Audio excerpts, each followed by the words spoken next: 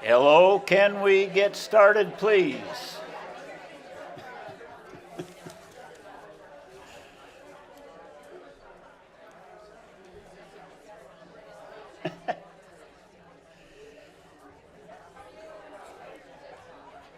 I think we have one group still breaking up in the corner.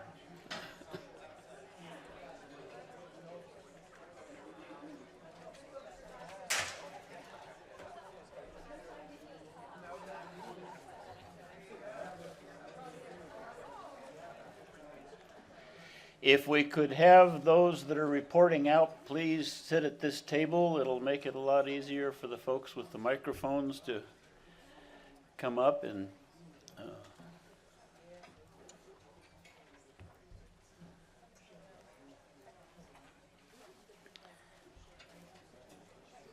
first off, let me thank you all for a very busy, very rich day.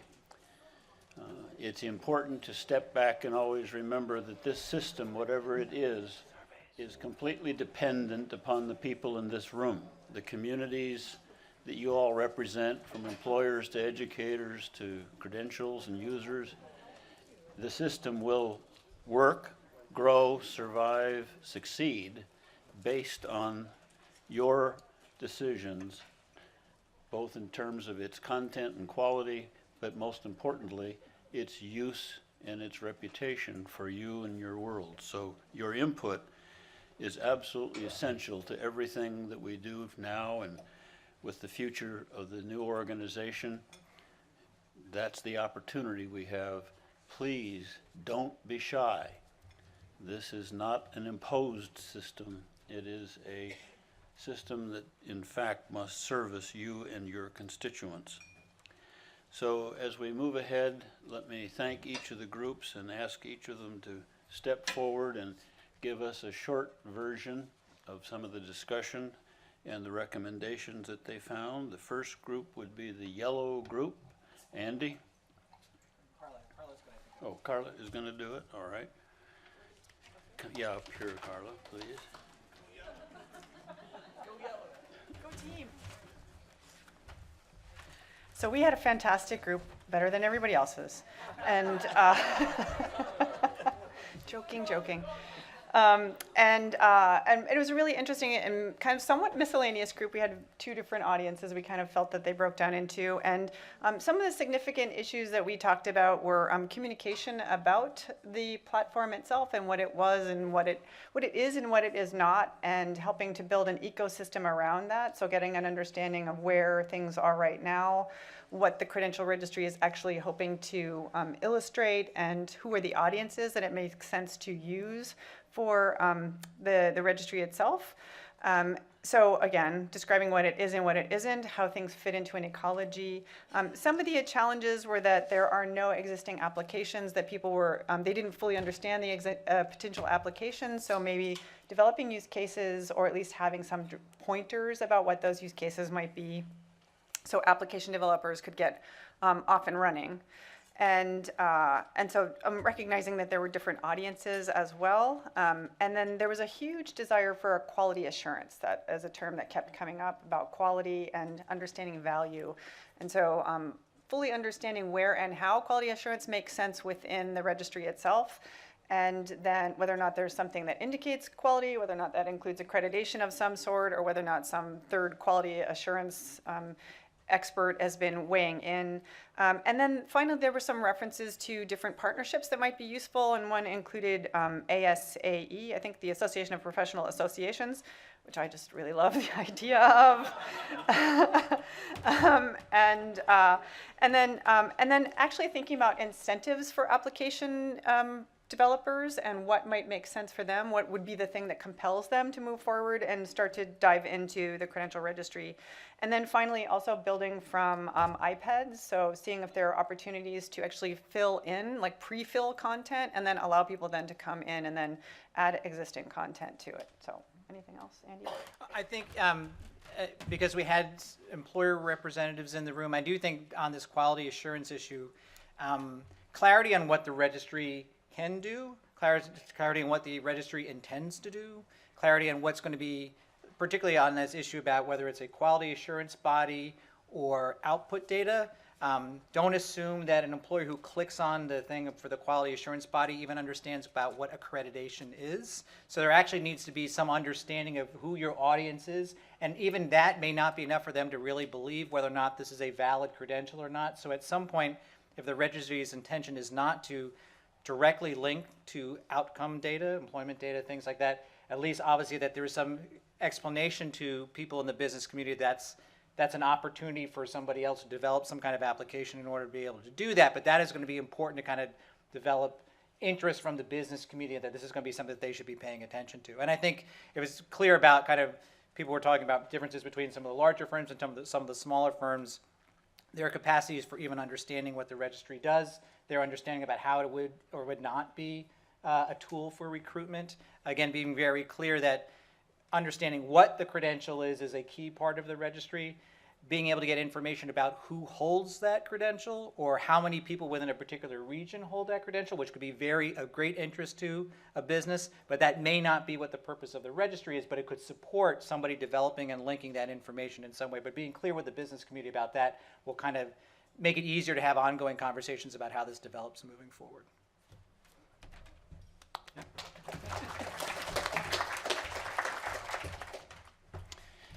And for the red group, we have David Wilcox, second best group. Well, I certainly want to acknowledge the wisdom of the group that came before my report, but to add a new insight from a very wise group as well. And I did my best to try to keep them within the question structure.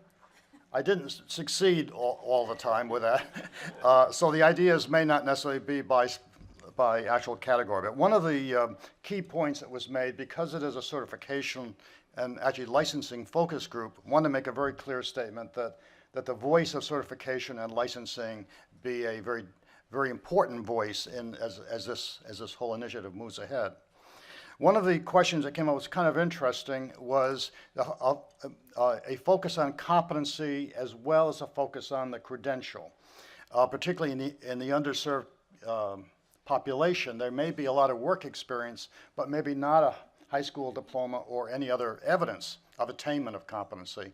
But yet, it's the pathway really to moving ahead with actually attaining a credential or moving ahead in their career. I feel that there's a need for more mechanisms to ensure the validity of information, not so much the formal process QA aspect of it, but words that might be used to characterize a credential. Let's say I have a group that says we have a nationally recognized credential. What does national mean? How would that be assessed? What are the criteria for defining? And that's just one term that could be part of a multiple set of terms that might be used to characterize a particular credential. And that led to the question of a process for at least assuring there is no fraudulent data. And that led to the idea that, because it's seen as an Achilles heel really for the progress of the registry and the related initiatives that from that. So looking maybe at actually a code of ethics process might be something worth considering for those that publish information on the registry, and a full legal due diligence related to that.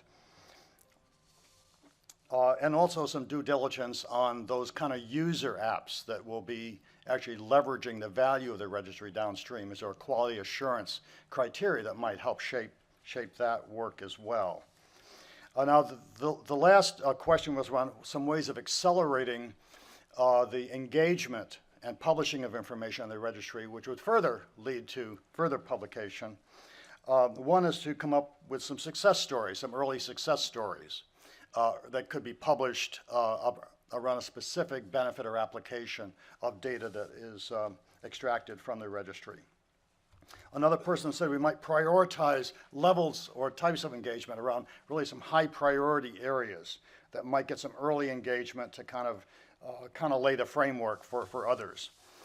The beta credentials framework, which was introduced as well, as because the point did come up that many of these competencies really have level or reference levels that may not be just at one level, like critical thinking, and a tool like that might be a useful relationship. The Pearson badging initiative, since they're here, I thought would give them a little plug. They have there's a lot of work going on in the badging community and actually capturing that in digital form, ways of relating the digital structure and the data architecture that might really integrate that information as well.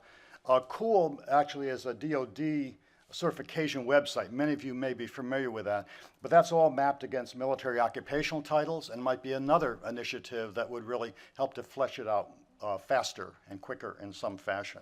There's a lot of information on gainful employment that's in one of the person suggested that the Department of Education has a lot of it's on a flat file that already exists, but it's not linked. But if that data was brought into the system from the Department of Education, it could be a basis for linking a lot of existing data that would be very valuable. And the state reports as well. Those are some of the ideas of our group.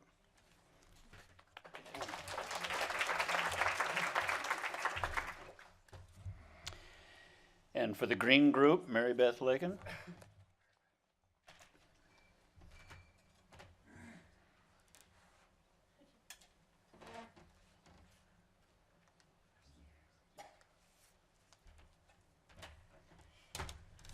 So I'm really happy the red group went before us because they answered one of our questions or our dilemmas with the code of ethics. Because one of the first topic areas we came up with was vetting, and everybody was all over the place about vetting. We were talking about the registry being market driven and very open, but there was also some concern about who's going to vet what and why, and what does that have to do with the user's trust, particularly students, but also employers and institutions. I mean, all the stakeholders we're talking about today, will they trust what they're seeing? And then how do we assure that there aren't inaccuracies? So I like the code of ethics because I think that's a start in where we want to go. And one of the things we also talked about with vetting is minimum requirements, and then we talked about, well, if it becomes too bureaucratic, then we're going to have trouble with adoption, particularly by institutions. And so we talked about different levels, or a framework with different levels. You could come in on the first level, you could come in on the fourth, you could decide where you wanted to go, say, as an institution in terms of those levels. And then that would be another way that users, whether there were employers or employees, could look and sort of vet for themselves where do they want to come in terms of that framework. We also talked about, in terms of adoption, really looking at what the benefits were, and not just across sectors, but looking at institutional types.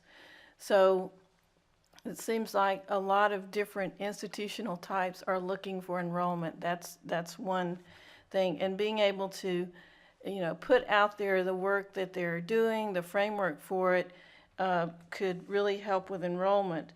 But another piece that we really talked about too was really the opportunity to put your programs out there and explain them in ways that perhaps hadn't been, you hadn't had such a good vehicle for doing that. We talked in particular about competency-based programs and credit for prior learning programs, particularly with credit for prior learning not being well understood even after all these years, and that could be a way with common language and frameworks and our outreach to do a better job with that.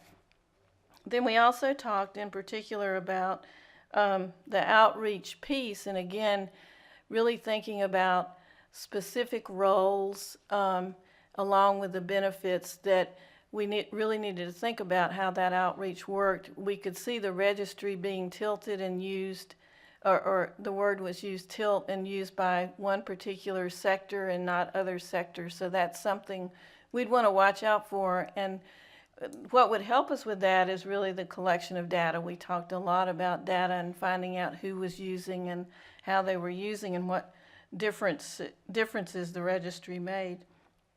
One other, I think, suggestion that was really good was a use case and thinking about, I think we were trying to think about how to scale up or how to expand, that you couldn't start with everything at once, which was our tendency as higher ed people, that we did want to start with everything at once and then we couldn't figure out a way to sustain it. Right? That's us. So we talked about a use case where there was a great need and there was a great motivation, and I think some of the panels that spoke today really zeroed in on the veteran population, where there's a great need in terms of translation, both on the academic side, but also in industry and in the job world. So we thought that would be a good use case in terms of looking at strategies and collecting the data, and being able to use those lessons learned, so to speak, and looking at other populations. And that could be something that was going along in parallel to the other work. And then we also, again, we kind of circled back around to a suggestion that was made earlier today about faculty's professional associations, and we thought that was really worth going back and looking at that strategy and others with faculty, because we often in talking about these initiatives talk about faculty last and in disparaging ways. So we thought that particular suggestion was a really good one. So that's it from the Green Group. Thank you. Yeah.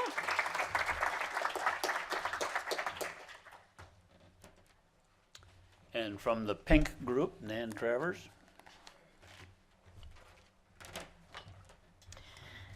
Okay, we had the whole packet of paper up there filled up, so I'm going to try to reduce it down to a few statements.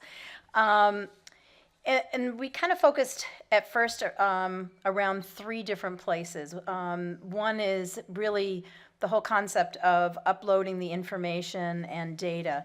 And some of the things that we talked about was the quality and also the quantity of data, looking at completeness of the data, but also looking at how to think about the truthfulness of the data, how to correct data, and how we really need to change a culture of how information is currently stored on the web. So if the crawler is gathering the information, that many times it's very static right now in PDFs, that kind of thing, but that we have to think about how we actually share information, that this actually pushes that envelope quite a bit.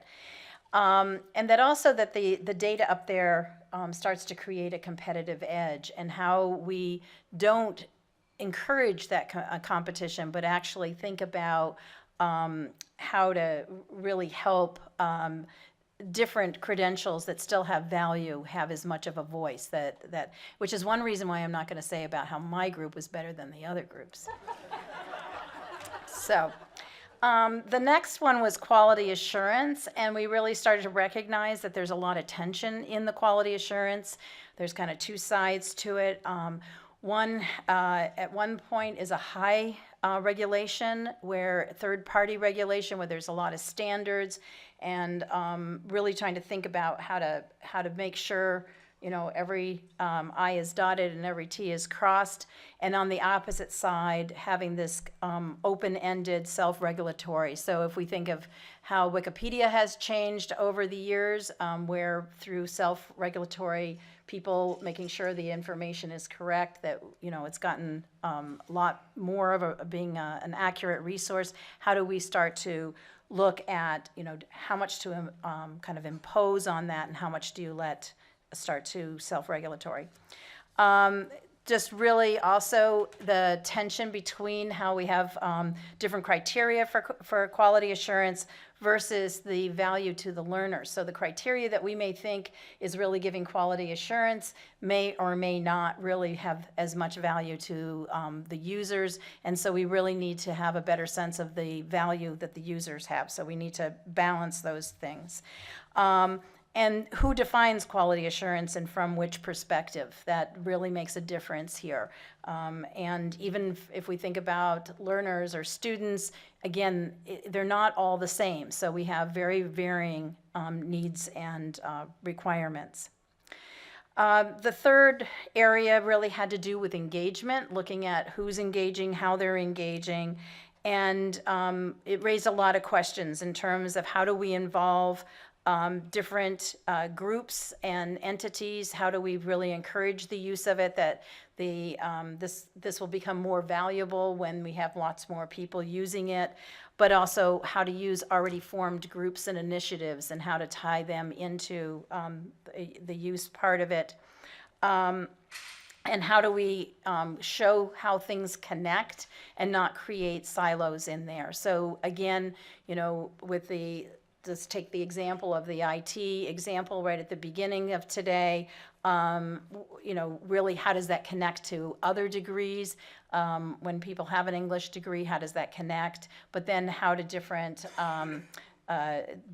credentials stack? How do we look at how badges then connect to other kinds of credentials, and just really how does it all fit together? I'm just kind of looking at my notes here. And then also with that engagement, really looking at the user support, that for many of us coming into this, certain terminology, so the idea of a common language, it still might be a foreign language to other people. How do you actually function in it? We started talking about that not everybody's going to come to this through a guidance counselor or other kinds of support, but how do the people who are kind of on their own? But that also isn't just the learner, but also with employers and also people in higher ed, just coming into it. How do you use it and how do you have supports? And with that, how does it really connect to outside resources? And I know that the bonus question was about other initiatives that it can connect to, but really thinking about how that this can't solve everything. The one thing that came up quite a bit was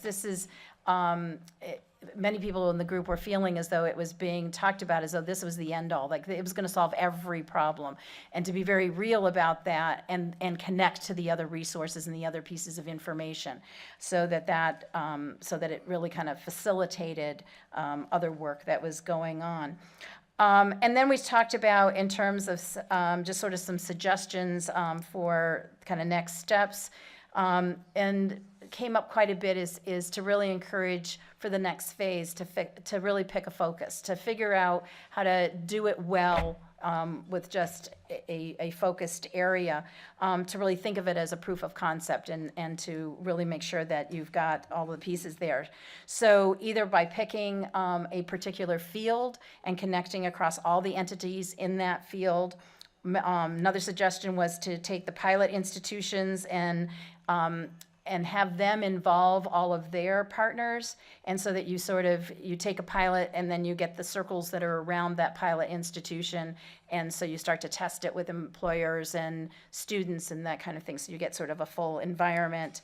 Another suggestion was to get a state to adopt it and to focus on their industries and institutions, so that you start to get sort of an environment around it, but to test all of those things out. And also to make sure that you really test with all the voices, to make sure you've got the learners, the employers, agencies, all different people who might interact with this, to make sure that they're part of the testing. And I think that's it for our group.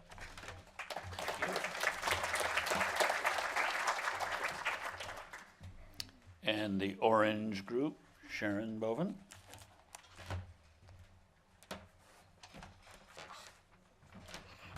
It's not easy with bad knees. The Orange Group was a wonderful group of researchers and foundation folks. We had a couple credentialers thrown in, and you probably segregated us so we wouldn't contaminate the rest of you. But our focus was really on sort of what are the immediate next steps to build this thing out. And there were 3 points that were made, and I'm going to pick up a little bit on some of what Nan said because her final points really move into this. First is, we really felt that the group needs to accelerate a focus on descriptors and definitions of outcomes, competencies, and quality. So come up with a language and start vetting that among the people who care about what are outcomes. Do we just mean did they get the credential or not? Or do we mean actual labor market outcomes, and what are those and how would we define those? Same thing with competencies, same thing with quality.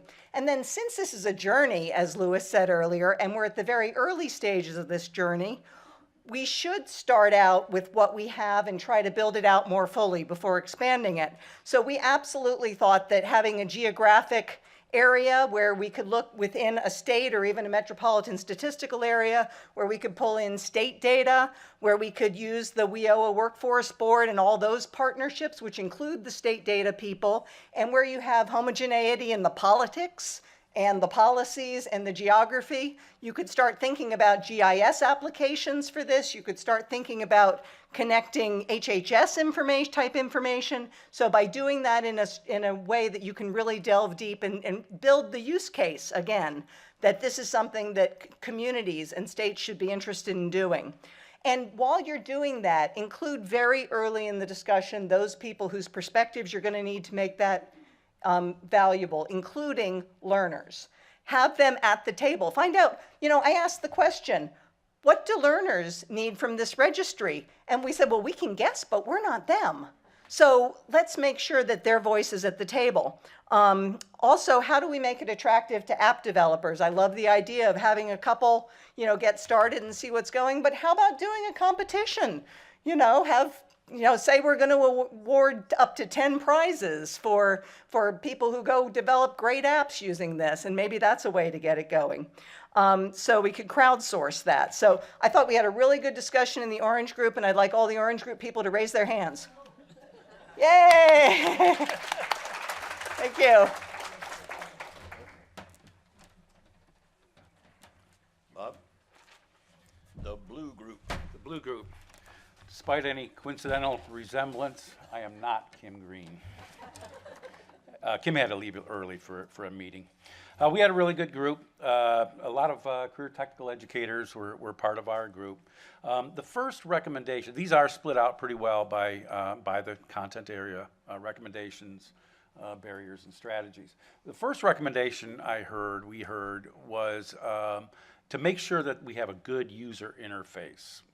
The user interface that currently was available for data entry was maybe not ideal. That may be more on the app developers than anyone else, but I think it's very important that for this thing to be acceptable by the general public, by all end users, that we pay very close attention to the user interface, making it very interactive, very user-friendly. A second recommendation was a unique one, and that was that people who provide comments or ratings on credentials provide context or demographic information about where they're coming from. That would help for those ratings to be more easily interpreted. So I thought that was a unique one that I really liked. This was one that made it into both recommendations and barriers we thought was the Achilles heel to this whole system, and that is to make getting the data into the system as easy as possible. We see that as a recommendation because from talking to some of the users at this point, it was fairly arduous to get that data into the system. There has to be real value that comes out of this to go through the work in doing that. So to the extent that we can make that easy, so much the better. And it came out as a barrier because right now it does seem that it is difficult to get that data into the system. So that's something that a lot of attention needs to be paid to. Another interesting idea was the notion that demonstrating competence, assessment of competence is multidimensional. And how well are we able to capture that in the data that we're providing? How well are we able to describe how the individual has demonstrated that if they get this credential, they have demonstrated competence? So being able to show this data in a very rich manner, the assessment data, very descriptive, I think is very important, or we thought was very important. And keeping that in mind, then, making sure that we're building this for the future, so that we have the flexibility if we want to collect more data on assessment, if we want to collect more data on various demographics or anything else, that the system is flexible enough to do that. And I've heard this in another comment here, I think, so far, and that is standardize how the competencies are written. And I think there's work going down that road, but that's extremely important, and it's going to be difficult, as you know. We need to be able, and just like we need to be able to get the data into the system easily, we need to be able to update and refresh that data very easily. It can be an arduous task to go in and refresh information. Believe me, having a website, just getting on there and keeping the darn thing fresh is a chore in and of itself. So keeping the data updated with the latest is important. And in a related issue, providing timelines or date data on when this credential was developed, how old it is, and things of that nature. Version control is all very, very important. So these things need to be attended to.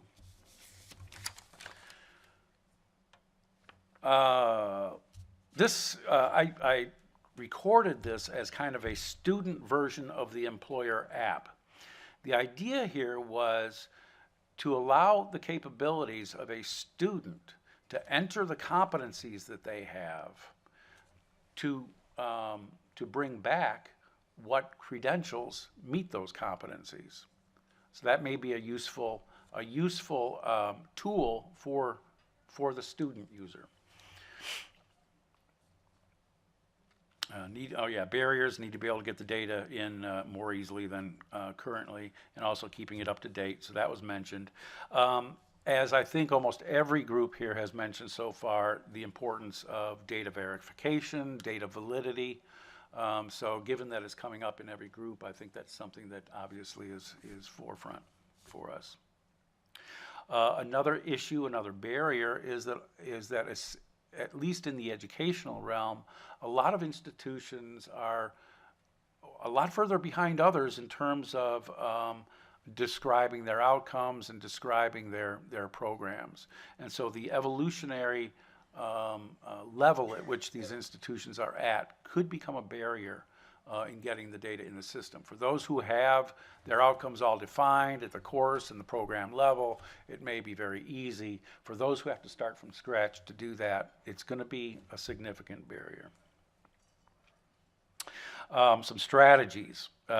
First of all, recognizing the need to have long-term goals. It's also very important to make sure that what you have built works well. Otherwise, you're going to lose users. You've got pilots out there that are using this. If the system works well, they'll continue to use it and others will come on board. Get industry to champion this. A lot of people, whether it's a certification body or an educational institution, when industry says jump, they say how high. So get industry to champion this, and you're more likely to get it to take off. Work hard to demonstrate return on investment. What's the value proposition? That's absolutely critical here, especially if it's going to be difficult to get the data into the system and keep it up to date. So establishing value proposition and demonstrating ROI is important. And then finally, pay attention to marketing. Marketing is critical to all of your audiences. Now, there was one comment in here that did not fit into the question categories, but I thought it was worth mentioning. A woman from Colorado brought up, what are the metrics for success for this initiative? I don't know that we've heard that yet. So it would be, I think, important for us all to know what the metrics for success are. And that's it. I'm Bob Mallman from The Ohio State University, and that was the Blue Group.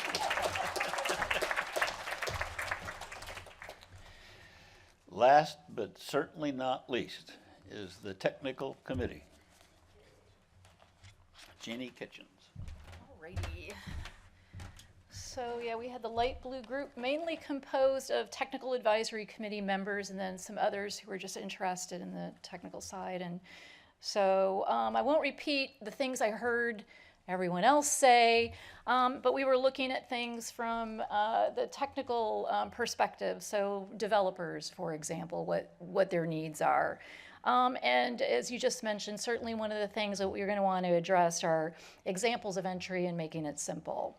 So some of the things that came up with how to improve are illustrating the CTDL, illustrating the registry in easy to use ways, regardless of your level. So we have, administrators or people who need to understand it in general, and then we'll have low tech, to very high tech ways of getting to it. So we want to be able to illustrate that and essentially have a support system. And there are models out there for this. There are very successful models where you basically build a community of platforms, developers, service providers that can also help organizations. So that's probably one of the biggest recommendations, is just to put that whole system of support together. And then for the opportunities and barriers, I mean, there's both are opportunity as a barrier has barriers, barriers have opportunities, so we can see them both ways. So I just made a listing of some of the things.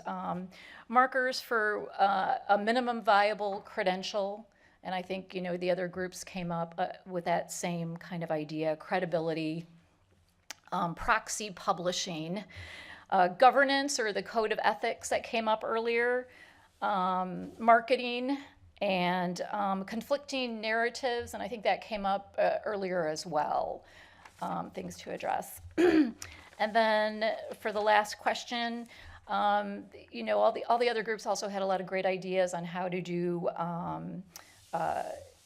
outreach and things like that. And so we want to, attract those major organizations who are influencers, make sure that partners generate other partners.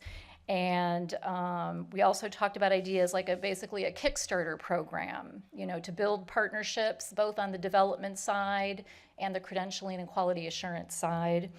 And making sure that we're looking at the continuum from K-12 forward, so bringing more K-12 into the dialogue as well. So I think that's about it. Thank you.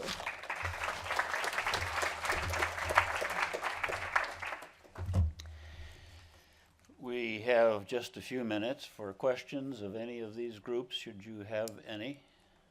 There are microphones, we'll get to you if anybody has a urgent question. If not, I remind you that you have an email on your system you can respond to now or later, and or to the website that will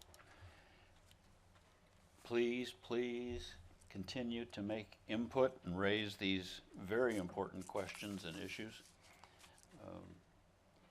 As we prepare to leave, I'd like to take a couple of minutes and remind you of several things. First, watch over these next few months as this new 501c3 credential engine comes alive and builds up. And in that process, recall this morning that there will be 4 advisory groups: higher education, business, credentials, and quality. And we are looking for all of you to make nominations to those groups. You can do that by going to the website, credentialtransparency.org. Identify the groups, the names are already on there. So please make nominations to those groups for us. October 4th will be another CTI demonstration. So I remind you to look for that. November 17th and 18th, as you heard earlier. 17th is gentle technical webinar for some of us, and the 18th is for the geeks, the heavy duty webinar, but important for many institutions and your staff in the institutions. There was also a clear announcement made that at some point here, Stuart Sutton will have to do another technical webinar, and we'll schedule that date as soon as we can. Third, as we've already discussed, we will be continuing a very active engagement of recruiting additional pilot members, and we ask your help in doing that. The pilot sites between now and the first part of the year in the spring will continue to benefit by having the technical assistance of Jeannie and the rest of the team in helping train their staff and load the information and everything else. After that, we will begin the process of training schools on how to load and manage their own information and the other credential organizations. But the benefits to you, to institutions between now and then, are still quite important and useful. Again, please contact us at the website and or credential transparency at workcred.org if we have additional sites. Fourth, be aware that the website that you see, CTI, will again over the next few months change to Credential Engine, but both addresses will continue to work as we merge the systems. And finally, please be aware that tomorrow, after you leave here, you will receive another email with a survey monkey about today's meeting.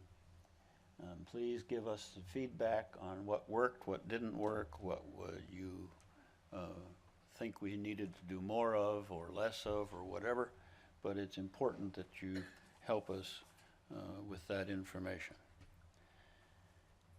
Once again, let me thank all of you for what you do, and more important than anything, for what you will make this system become. We have all these many recommendations, but at the end of the day, it will succeed only if it meets the needs of employers, if it meets the needs of counselors, and students, educators. If it does, and if it's a vibrant system that they can depend on, it will succeed. If it doesn't meet those standards, it will not. It's also important to remember this is not a one-time fix. The registry contains data which you and I know now, and the rest of the public doesn't know, will change on a regular basis, continuous basis. So we're not only faced with putting the system in place, but as we heard several recommendations, how do we ensure that it is constantly updated to meet the reflections of what's going on in the workplace or what's going on in the credential markets themselves. It's also important to recognize that this is not an independent system. We do still have lying in front of us clear and new changes to the accreditation systems at all levels. And those accreditation systems, as they change for universities or certificates or anything else, whatever else is true, we can be sure that the absolute and ultimate transparency will be a required part of any new system that's going to be put in place. So the work we're doing here has to succeed in one respect or another, because that part of that system will come to the standard for every accreditation process and system in our world. Finally, I want to thank several people. I want to thank the staff of CTI and the leadership for the work that's been done. I'd like to thank the executive committee, which contained the business groups and the higher education groups that have helped lead us through this process. I want to thank the Business Roundtable and Governor Engler and Dane for their leadership in establishing the new organization. We all need to thank Jamie and Lumina Foundation for their leadership and vision in helping support this and put it together. So as we go forward, thank you again for your participation, your leadership, and your work. We are adjourned.